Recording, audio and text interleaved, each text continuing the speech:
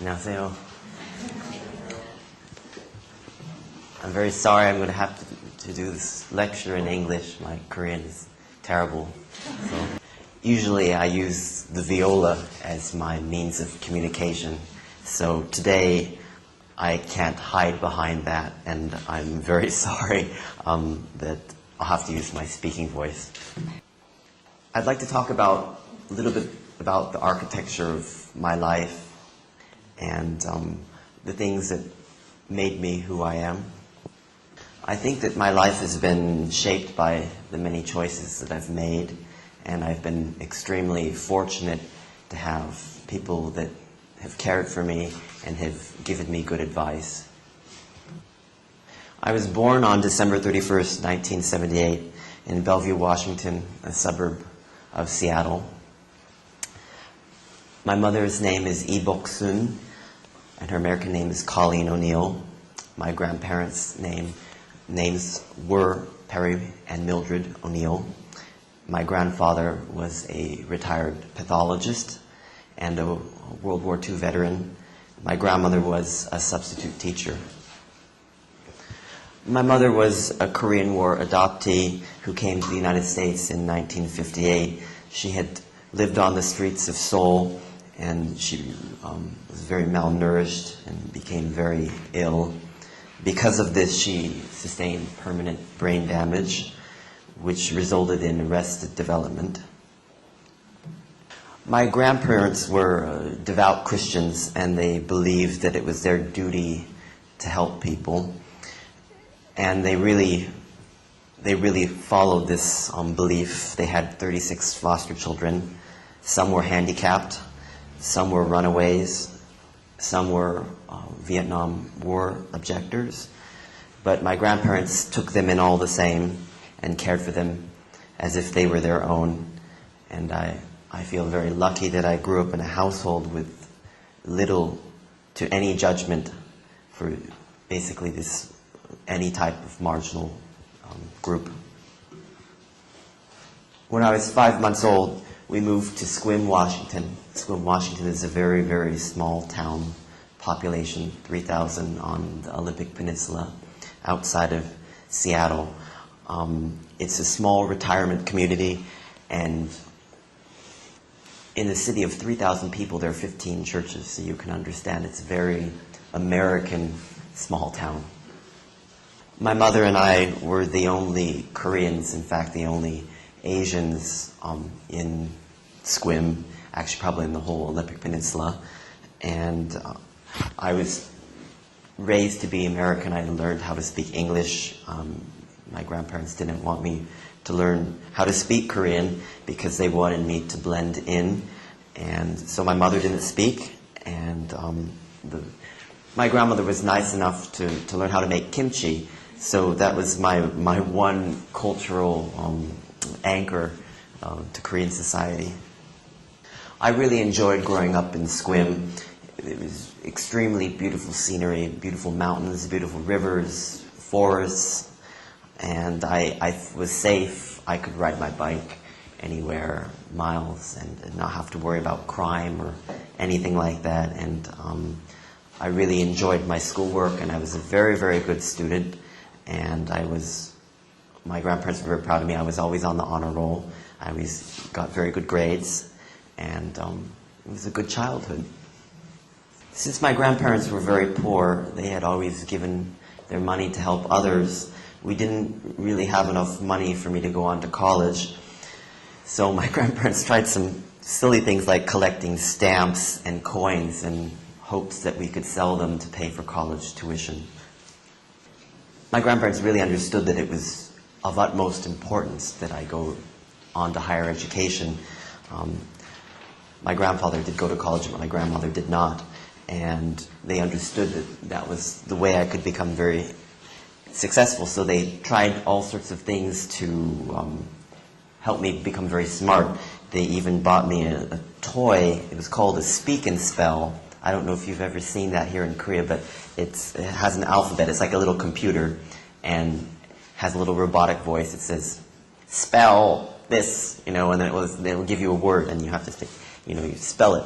So I I excelled at the speak and spell. I even got into the spelling bee when I was in grade school. I was an excellent speller. But being smart, they realized that the speak and spell would not get me into college. So they thought very hard, and they thought, well, maybe if he learns how to play the violin, he'll have something that's a talent that will let him excel and exceed in a field that, you know, that many people are competing for scholarship money, and if he doesn't get a scholarship, he's just not going to college. I started violin when I was 5, and I immediately fell in love with it. And around the same time, I also started listening to hundreds and hundreds of recordings that my grandparents owned on records.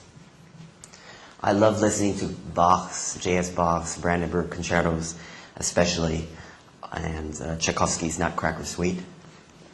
My grandmother was very dedicated to my musical development. From a young age, she would drive me to every lesson. This went on for years. My grandmother would drive me. At first, it'd be an hour, and then it'd be 2 hours, and it'd be 3 hours. And she was in her 80s by this point, by the time I got into my early teens. So she was very dedicated. And we spent countless hours together, not even really talking so much, but just being together. And that meant a lot to me, because just the process of somebody giving you that much time when you're young makes you feel, I think, that you're the most important thing in the world, and I was very lucky. In a way, the habit of me traveling, being comfortable, being in motion, I think has become a habit of my life. I think it's almost an extreme habit that I like to always be moving, and perhaps my early development, always traveling with my grandmother, was the beginning of that. As I got older, I realized that I couldn't get the proper education that a music student needed in the small town that I was living in, Sequim. So I auditioned to and I got a full scholarship to go away to a boarding arts high school in the South, in North Carolina, which is the polar opposite of Washington. Seattle, of course, is on the Pacific Ocean. North Carolina is on the Atlantic Ocean, far south of New York City. So it was a huge move for me, and it was a boarding school, so I was on my own. It was a little frightening for me, because also the behavior of the students was less than stellar. I don't know if you know the book, The Lord of the Flies, or the movie, but it was a little bit like that, with the sort of vacuum of having parents. Kids were pretty bad. Both of my roommates the first year were kicked out for drug dealing, and it was very, very bad behavior.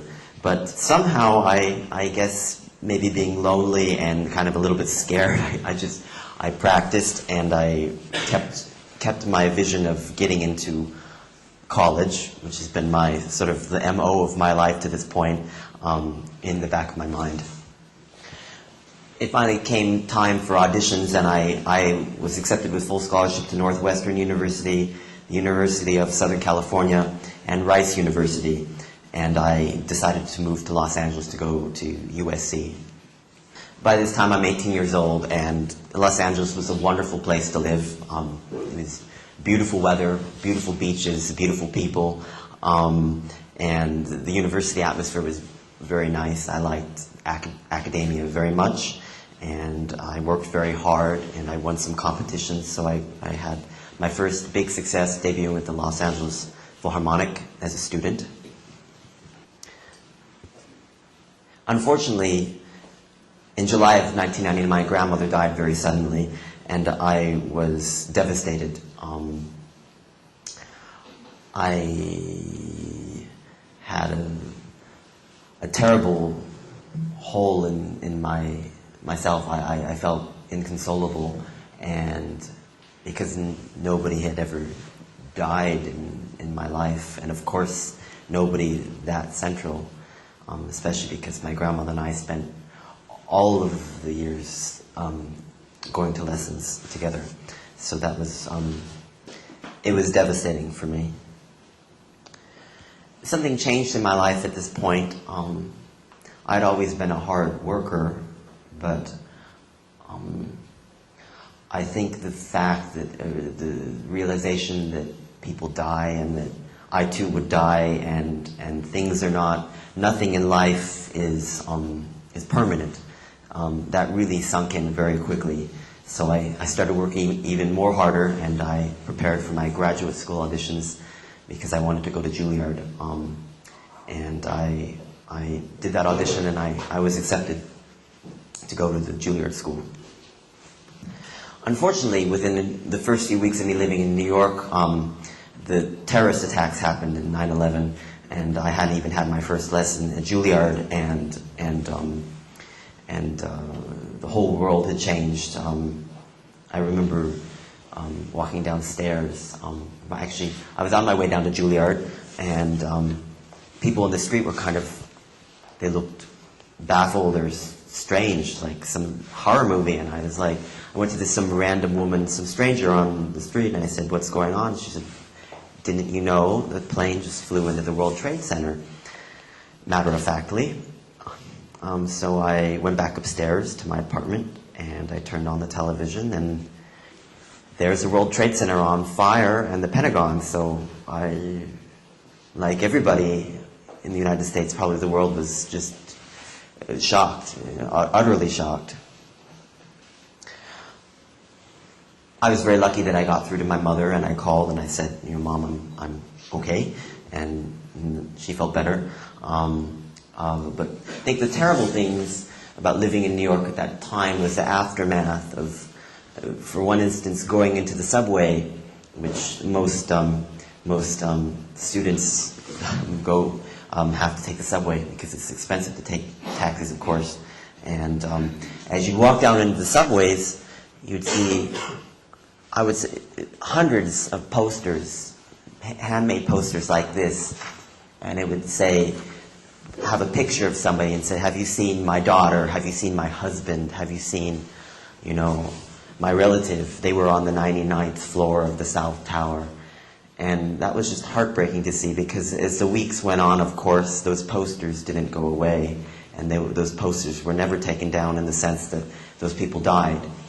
And it was very awful. Some good things did happen, however, in 2001, amid all this horrible tragedy. I met Professor Kang Hyo from the Juilliard School, and he immediately hired me for the International Sejong Soloists, a very world-class ensemble that's based out of New York City. And right away I started working, playing many, many concerts, and as well as getting a really beautiful $2 million Gasparo de Salo viola.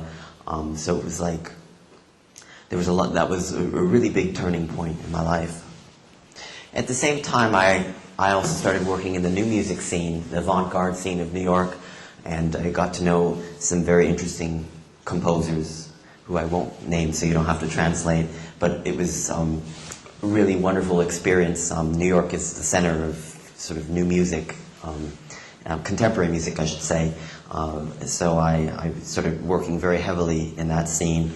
And because of that, the second year I was there, I made my CD, the Schoenberg CD, which ended up getting me a Grammy nomination 5 years later. So that was a really, really wonderful opportunity. Following the Grammy nomination, I also started working at the Chamber Music Society in Lincoln Center, which is the finest, probably, chamber music society in the world, and that was a dream come true for me, because I had listened to the Chamber Music Society on the radio growing up as a child, and all of a sudden here I am on stage with people that I had been listening to since I was a kid. Several other wonderful things happened. I was given a Carnegie Hall recital debut. I was given a recording contract with Universal, and my solo work started to really begin, playing with a lot of different world orchestras, and that finally culminated in me receiving the Avery Fisher Award, which was kind of it was a dream for me, because it's a prize that one is not one doesn't apply for the prize, one is selected secretly, and then you get this call and basically say, you have the Avery Fisher Prize, blah, blah, blah, you get this money. And so I was very excited about that. With the money I got from the Avery Fisher Award, I was able to do something that I had never been able to do before in my life, which was to own my own instrument. And this may sound like a strange thing, a musician not owning their own instrument, but it's a dilemma that many young artists face, especially if one comes from a family with no money, because string instruments are very rare and very expensive. The viola I found was made by an Italian maker called Giovanni Tononi from Bologna, Italy. He was an 18th century violin maker, and my viola was made in 1699, and there are less than 10 of these violas in the world, so I was very, very fortunate to find it. All of these great things, it was such an amazing sort of dream come true living in New York. And it kind of, for me, I knew I could leave the city when I got a proclamation from New York, from the city saying, good job or something. So I was like, I was really, in my time there, I felt extremely fortunate, so fortunate. And around the same time of the proclamation, I got a call from University of California, Los Angeles, UCLA, offering me a professorship. While I hadn't been out of academia for very long, I was very interested in returning.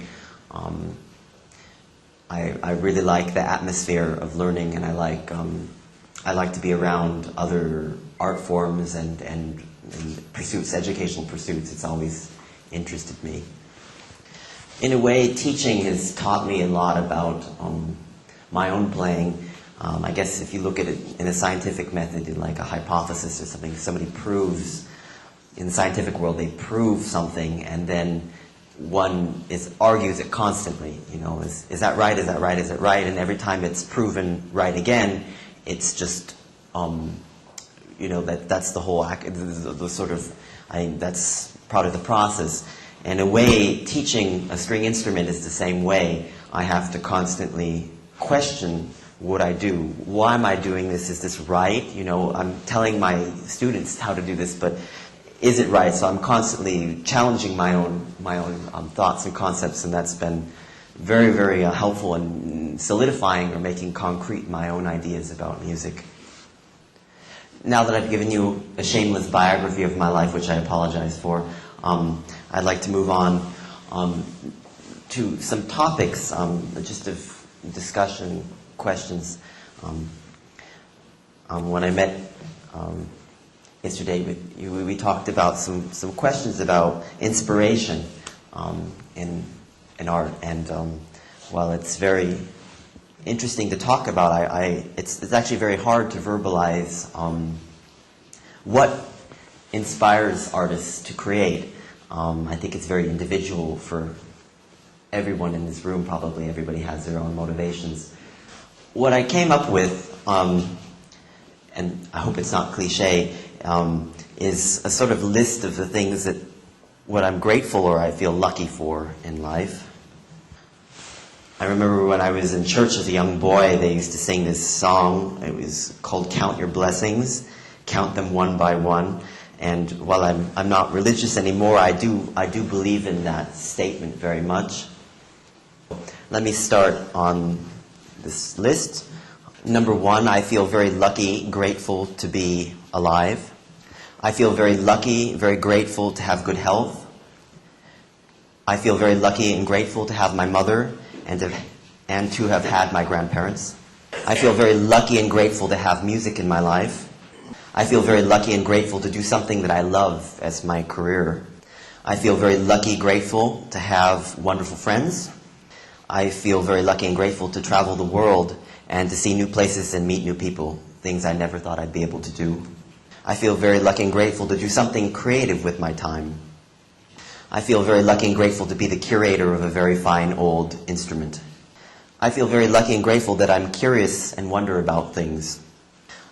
I feel very lucky and grateful to have pain in my life. so that I can learn more about what causes joy, I guess. I feel very lucky and grateful to have been blessed with a good education. I feel very lucky and grateful to have my senses, which give me pleasure. I feel very lucky and grateful to be self-sufficient. I feel very lucky and grateful to have purpose. Thank you. I feel very lucky and grateful to have a sense of aestheticism. I feel very lucky and grateful to have courage to face challenge. I feel very lucky and grateful to be able to give freely of myself to others. And I feel very lucky and grateful to have sympathy and sensitivity. I feel very lucky and grateful to not feel satisfied with complacency, but to push myself always. And lastly, sorry for the long lists, I feel lucky and grateful to be able to dream, because when I dream that I have truly ventured and pushed the bounds of my imagination. It may seem strange to go through a sort of a shopping list of what we're grateful and lucky for, but I actually I really do try to think about those things before I create, because not that you have to have, or I have to have, all of those 22 things listed, but it definitely helps our artistic process to understand what we have and be very grateful for that. A few weeks ago I was back in New York and I was having dinner with a very widely mixed group of people, some psychoanalysts, some musicians, some doctors, some business people, unfortunately some Wall Street people, and I'm just joking, of course. And we began talking about our professions and the general sort of dinner table talk. But what came up was, how does your profession affect the way you talk? And this is the exercise that we were presented with. If you you can do this at home, have somebody ask this, but you give them the question, what do you do when you wake up in the morning? And it sounds like a very trite question, but actually the answers are so different. As you probably can assume about the way I talked about my mornings. I was like, oh yes, and I felt this way, and the sun was shining, and I was feeling this, and blah, blah, blah. And I kind of went down that checklist of the sort of emotions that I had. Whereas other people at the table definitely were not like me. They were much more like, yeah, I brush my teeth, I make my coffee, I get up, blah, blah, blah, very factual. I think as artists, as an artist, personally, I think that it is very important to understand your own sort of emotional reactions and what motivates you. On top of that, of course, is the other side. I think that understanding structure and theory is also vitally important. One can't just live in an emotional world where it's just based on feelings. Of course, one would like to think that art is always about feelings, but of course we all know in this room that structure is vitally important to creating something, creating anything, I think. And this is where I go into a little bit of a personal, just sharing a little bit about what goes into a performance. I had a concert, 2 concerts actually, last Sunday at Seoul Arts Center, playing the Walton Viola Concerto. And the Walton Concerto I've known since I was 15 years old, and I've played it many, many, many times. But as you can ask Jian over here, before I went on stage, both times before I walk out on stage, I get really, really nervous. I get terribly nervous. I stop talking, and I just get very focused. I think there's a tremendous pressure on performers. In today's society of TV and film and recordings even, there's editing involved. We create pieces of art that can artificially be made perfect, or whatever we describe as perfect. But in the old performance of where you go up on stage and the conductor starts and you go and you're there for 25 minutes, there's no stopping, there's no redos, there's no editing, and we're human beings and we're fallible, we make mistakes, and we're not machines. And so it's amazing how nervous one can get under those sort of circumstances. So I just wanted to talk a little bit about what goes into the preparation of performance. There's an old phrase in English, how do I get to Carnegie Hall? And the answer is practice, practice, practice, of course. It's not really funny, but many people have different ways of practicing, and I'd like to just talk about that a little bit. Breaking things apart is always problematic, and I'm jumping ahead of myself, but there's a famous modernist composer named Arnold Schoenberg, who was responsible for the dodecaphonic system of music. And he said, man loves to take things apart, but when he can't put them back together again, he gets very angry. Part of breaking things apart is understanding the small details of what you're doing.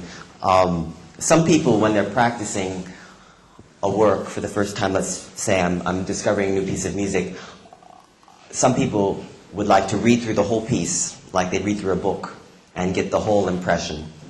Whereas some people, like when they're starting to learn something, they take things apart piece by piece, very analytically, and they learn it piece by piece, and then finally at the end in the performance, then they feel like they can put things back together. I think part of the artistic process, again, I'm sorry, I'm digressing from the script, is getting something into your subconscious and letting your subconscious interpret. Our conscious brain is so active and it controls so much of what we do, but I really truly believe that the more we absorb something into our subconscious, and then let's say I walk out on stage and then I allow my subconscious to speak, and I think that's really when I feel most successful, that I'm not trying to control the art, but the art is actually just coming out. Of course, it's very difficult to get things into your subconscious, and that's where the phrase "practice, practice, practice." Of course, it's terribly boring, but I think that's where a lot of where true freedom comes in artistic expression from music, is really absorbing something so deeply from as many angles as possible that when you recreate it, you know it as deeply as possible. And I think that's what is very fascinating about being a classical musician. I'd just like to talk a little bit about criticism and the art of interpretation. In classical music, there are so many traditions that have been handed down from generation to generation that people actually start arguing about tradition.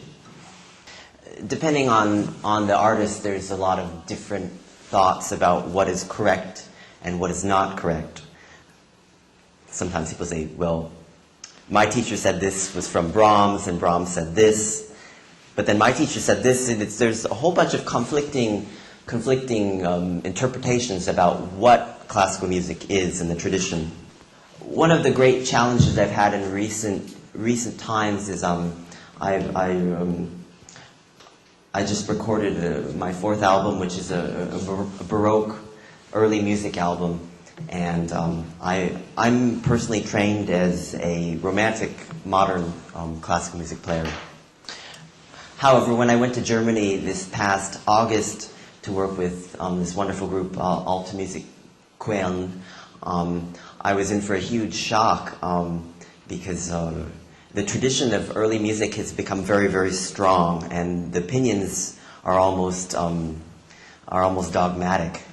To be very specific, in Baroque performance, I can demonstrate this a little bit, but one does not vibrate all the time. You know, you get so used to this beautiful sound that we hear, this vibrato. That was no vibrato, and a lot of the traditions that we get so used to doing as classical music, what we feel is natural, were forbidden. So it was a big shock for me. We were also talking about this yesterday. We kind of live in a postmodern art society in music, meaning that, of course, we had modernism, and then after the war we had postmodernism, and where there were no sort of, how can I say, we have the truth, we have the ideal in modernism, and then in postmodernism there's many truths, there's many different different ways of looking at things. And in a way, that's how classical music is at the moment. There's many different beliefs and traditions. And as a modern player, I guess we have to believe in all of them, that all of the truths are true, and that we should try to play in each tradition. I just want to move a little bit to printed criticism, back to criticism. We're kind of faced with an interesting situation now with criticism, where for a long time we had centralized criticism. We had a few knowledgeable people with a lot of power that could shape public opinion about what was good and what was bad in art. However, in our modern era of internet and blogs and anybody being able to contribute, this sort of centralized power of criticism is changing. I want to take a friend of mine, and this is in no way a criticism of him, but there's a very famous pianist, young pianist named Lang Lang. He's Chinese, and he's kind of taken over the classical music world as a phenomenal talent. When Lang Lang first came onto the classical music scene about 10 years ago, he was universally criticized for his flamboyant technique and overt stage mannerisms. From the New York Times to the London Times, critics were appalled, and they basically, it was universally lauded that he took the driver's seat away from classical music. The performer had superseded the art, and he was being selfish. But to Lang Lang, it was a different story, and I'm going to give him a quote. When I was young, I took criticism very seriously, and was very influenced by it, and that really didn't help me, because everyone had different perspectives on me, and it was very bad for my concentration. I later realized that what makes music is how serious and focused you are about music, not criticism. I don't play music to satisfy the critics. I was playing near Tanglewood a few years ago in a chamber music series, and I received my most negative review ever. Basically, it was an old theater, and it was very large, and because it was very large, they needed to amplify the musicians. So, of course, the viola usually sits on the outside in a setting like this, so the microphones were really close to me, and the audience didn't know the concert was being amplified. So the review the next day said, violist Richard O'Neill needed to be reined in. It is understandable since the viola is usually buried within the texture of the ensemble. I was really angry about that review because I knew that it wasn't, it wasn't really my fault, but I didn't write back to the reviewer because I didn't want to damage the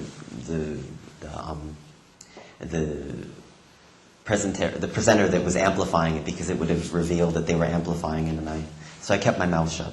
Perhaps the best response to this would be both to the public critic and to everybody's critic. This is one of my favorite quotes from the German composer Max Reger, and I hope, I don't know if this joke will translate well, but I'll try my best. Max Reger received a very bad review from, I think it was one of the big, maybe the Frankfurter Zeitung or something, some very large musical publication, and he was very upset. So he wrote back to the critic, and he said, I am sitting in the smallest room of my house. I have read your review before me. In a moment, it will be behind me. But now, I'd like to move on to a topic also suggested about how to enjoy music. And I find this also very difficult to talk about, because like any art, I don't want to be disrespectful and say my way of appreciating art is the way to appreciate art. I often think of appreciating music from somebody that has no experience with classical music, let's say. I often liken it to my experience with art history. In university, I took art history, survey courses, mostly prehistory through the Renaissance, so memorizing a lot of virgins and childs and thrones and a lot of cathedrals and a lot of beautiful, beautiful religious art.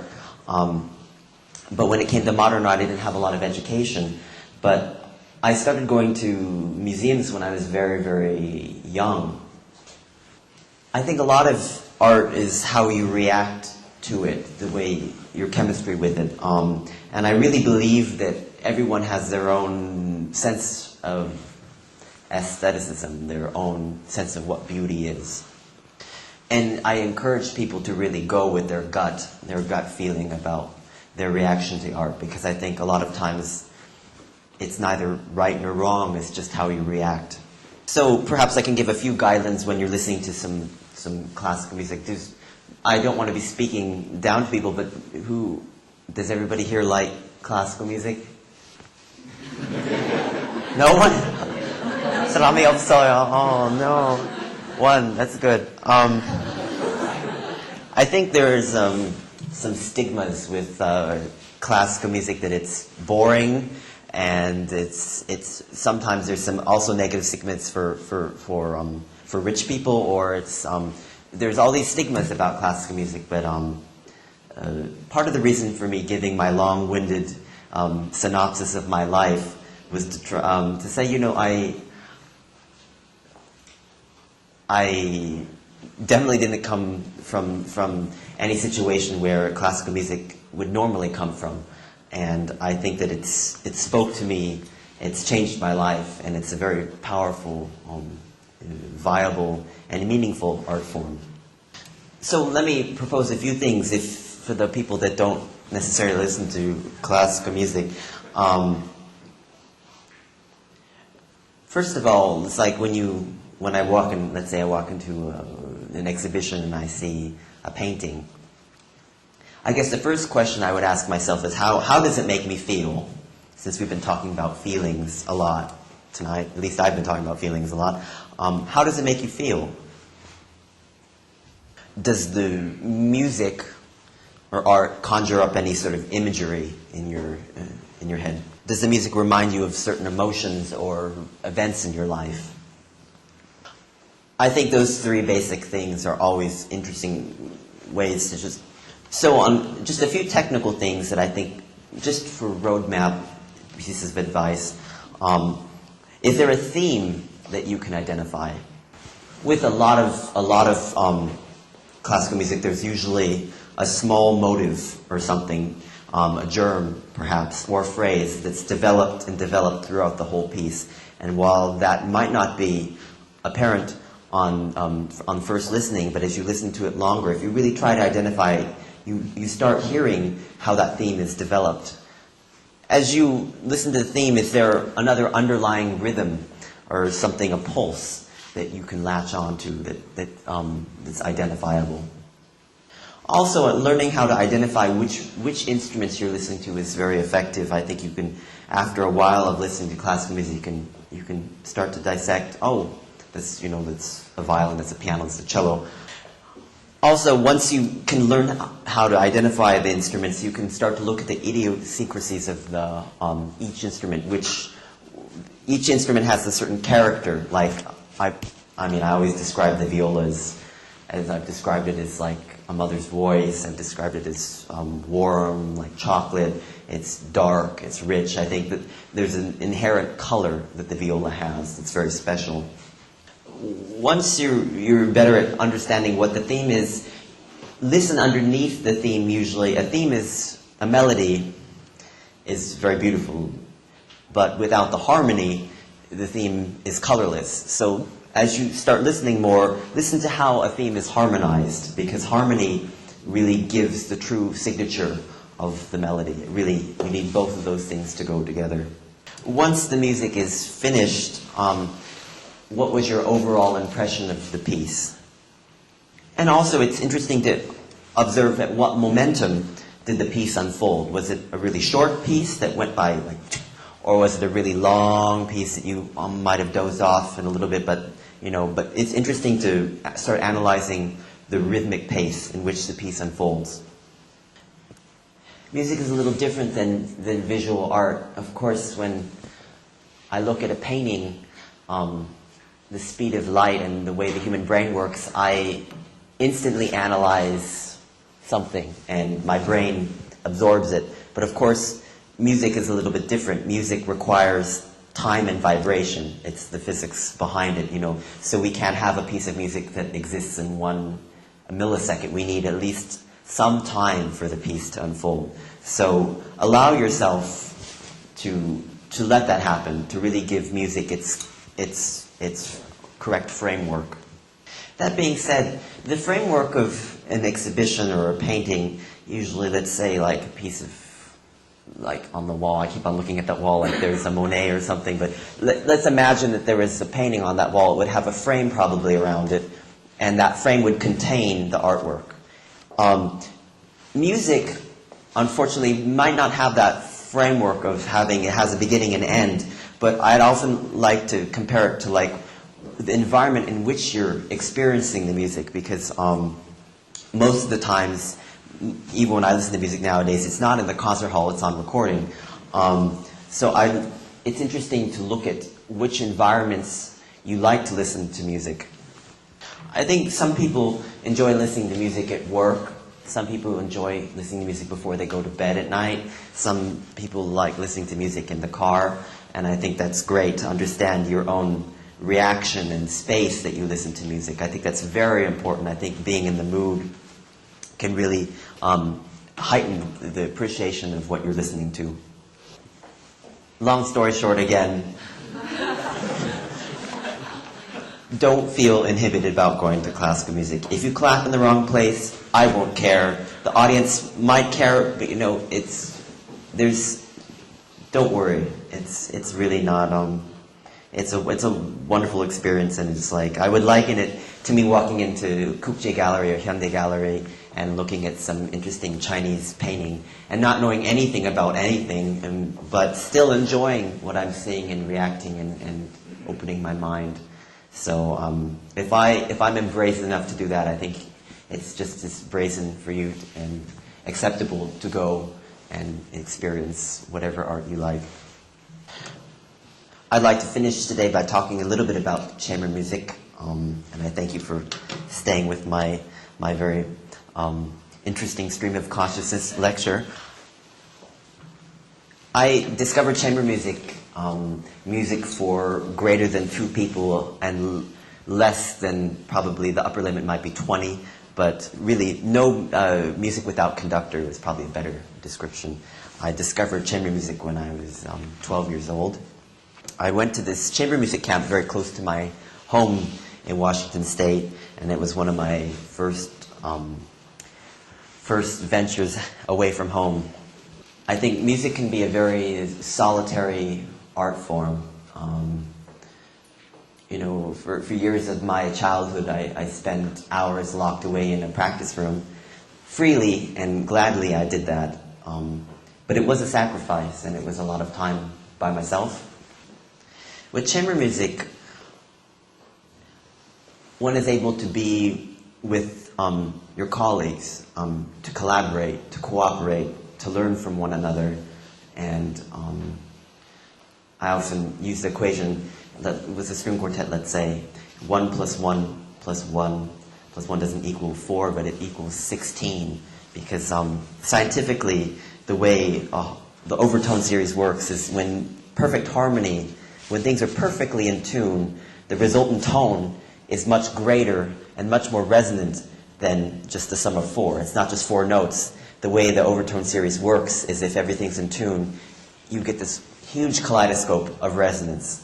And I think that translates directly into the human comparison too with chamber music. You have a very small group of individuals working together, playing these small little string instruments, these wooden boxes with metal strings. But something happens when in chamber music that is very special. That even though it's small size, the harmony and the combination really just blooms, and you get something much larger and much more meaningful and vast than just the single members involved. One of my biggest dream come trues here in Korea has been the formation of my ensemble Ditto. It's my sort of chamber music project, and which you saw the clip, the embarrassing clip at the beginning. But it is really one of the highlights of my year, because it does get rather lonely being a soloist. Art, I think, is really meant to be shared both by the artists and by the audience. I think I believe people really do need each other. That's what art's for, it's communication. And so chamber music to me has been one of the highlights of my life. It's very true that the world that we live in now compared to the world that the music was composed in is so different. Electricity, cars, industry, everything is computers. I mean, these are things that were not even conceived of back then. I mean, it's really, and so noise, like, I do think that in some ways classical music could move, and there are composers, classical music is a very wide and broad spectrum. There are composers like Steve Reich or Philip Glass or John Adams, these minimalists that you can turn on, the music repeats over and over, and it's very rhythmic, and it's very periodic. So, you can just turn it on and it kind of zones things out, you kind of get in the zone. Rather than, let's say, Mozart or Haydn or I mean, there's a lot of different variation within classical music that's been written, and I encourage you to explore some of that. Some of the American minimalists, I think maybe you might like, to block out noise. It's a little bit more pertinent because, of course, classical music written today is reflective of the times we live in. It's a resultant. So while I would not say maybe listen to Bach Goldberg variations, when there's like a jackhammer outside the window, but you want to block things out, there's a lot of music that's tailored towards that. So compared to a violin, this is larger. Scientifically, the viola should be 3/2 the size, 3/2 the size of a violin. The violin is 14 inches, so that's about here in body length. So not counting the skull, just if you can imagine the body shrunk. That's the violin. And technically, the viola should be 3/2 the size of a violin. So that's another 3/2 of 14 is 21 inches. So the viola really should be the body should be about up to here. But that would mean that I would have an instrument that would be out to here. The cello and the bass, the cello is a perfected size. The cello is perfect for the size. The double bass, if the double bass was the right size for it's the volume, it would be 6 feet tall. I'd have to get on a ladder and play it like this. It'd be literally like this. So throughout history, people had to make scientific adjustments to make them playable, because violas just couldn't be that big. And there are some instances of old violas that are 21 inches, and the monks used to play them. They had chains that they hook here, and they could play them like this. But of course, now today's so scientifically that explains the viola is not large enough for its size. So if the viola was large enough, it would have a different sound. It would sound more like a violin except bigger. But because I wish I had a violin to show you, but I mean the viola has just the C string, which is extra 5 notes than the violin. The violin string is the lower string is G. D. That's the violin, but the viola strung C. So that extra 5 notes, we'd need that much more body. But because the viola doesn't have it, it has a very interesting sound, I think. On the lower end, it's kind of dark and mellow.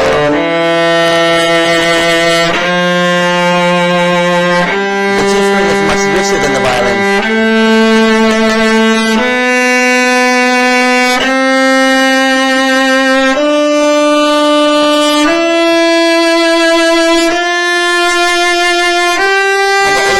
Bright.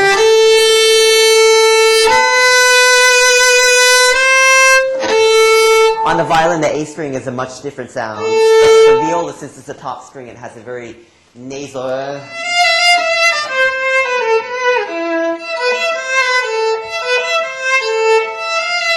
Has a little bit of this in the sound.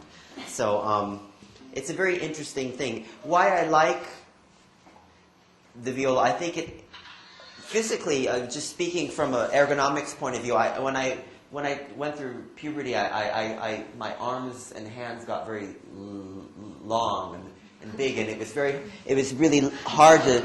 I mean, I literally, actually, when I played the violin, my teacher used to always say, your shoulder, let's get your shoulder down, and it was because I felt really constricted. But with the viola, actually, I feel very. So physically, it's partly, I think, being an instrumentalist, you have to physically be comfortable with the material, the tool you're using. So I feel with this viola, my hands are very big enough to play it, which for some people, it's very difficult to play the viola. But also, I think it was just, this sort of, the darkness.